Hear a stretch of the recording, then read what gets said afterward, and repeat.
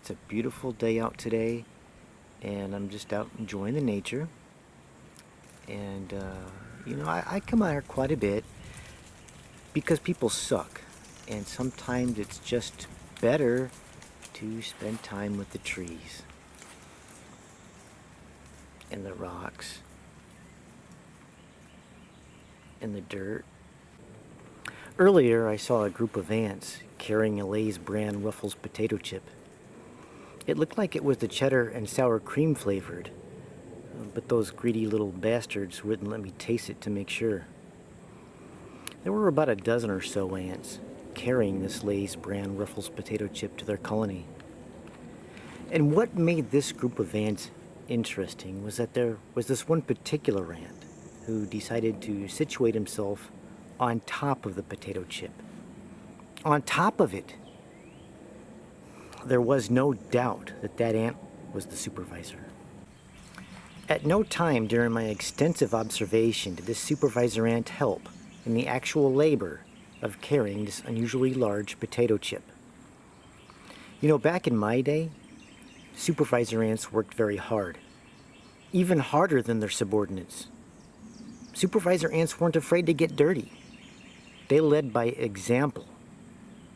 Supervisor ants busted their ass, making sure their tasks were completed on time. And you don't see that in today's supervisor ants. Today, when ants get that promotion, they think they got life all figured out, but they don't know shit. Most of the time, they just sit in the office doing nothing. And when they finally do go out and supervise a work detail, they just sit on their asses while their subordinates do all of the work. Now, knowing this Lay's brand Ruffles potato chip would eventually need to be broken into smaller pieces in order to be taken down into the colony, I took it upon myself to break this potato chip up for them into 100 easy-to-carry pieces.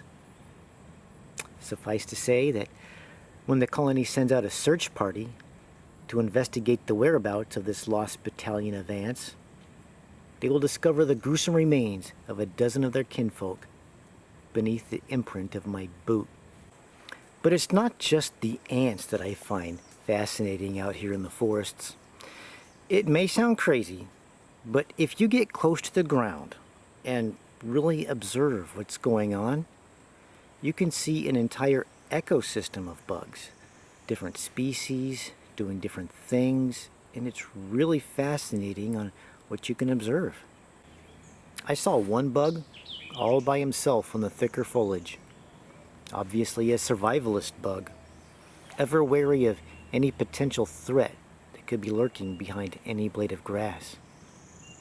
I saw another bug wandering around aimlessly, going in circles, obviously a city bug who got lost in the woods, cold, alone, hungry, scared.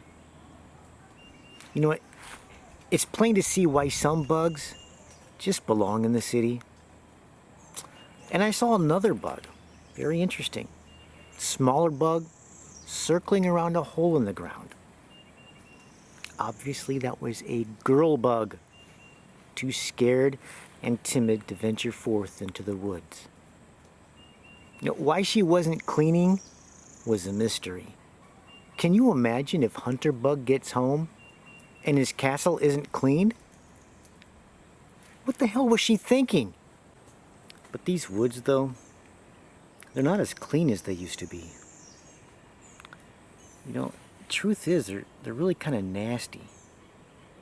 And it seems to get worse each year. Now, I have no doubt that humanity has a negative impact on the environment. But from my perspective, from the things that I've observed in the woods that I go to, I put the blame squarely on the animals. Look at this tree. I want to show you something.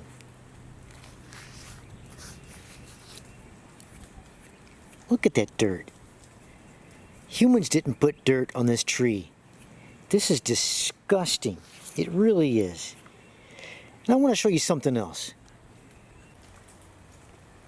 Look at this. dirt and leaves are everywhere, as far as the eye can see. You know, how far does this dirt go? And where are the animals tracking this in from? It makes no sense, and it is disgusting. These animals, they don't care. You know, they walk around in the dirt, and some of them even crawl around in the dirt. And they don't care. Oh, these animals think they got life all figured out, but they don't know shit. You know, 90% of all this dirt could have been avoided if they just wiped their damn feet.